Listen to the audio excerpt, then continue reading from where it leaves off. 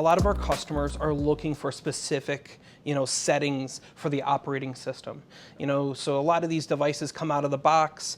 People like to adjust screen brightness, so on and so forth. But these are some things like, have you guys seen this type of requests coming from customers? Yeah, for sure. I mean, I think the need of every customer varies depending on the application they're using, what type of environment they're using the device in, and obviously the hardware itself, it's nothing without the software. So when the customer purchases that device, it's great to have a tool where you can configure the device to work the most efficient way possible.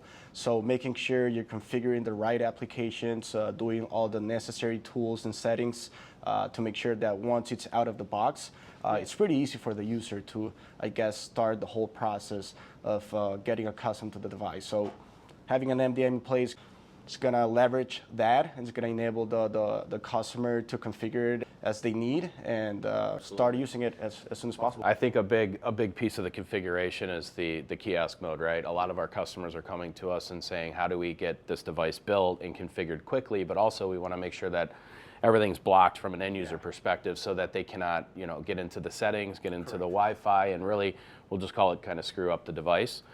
So we're able to lock that out with an MDM. Yeah, that's a great point. I think security is one of the main concerns, right? When deploying different devices in different locations, different users, there's a rotation of employees, et cetera. So you want to make sure that you can configure that device and protect the safety of the business as well.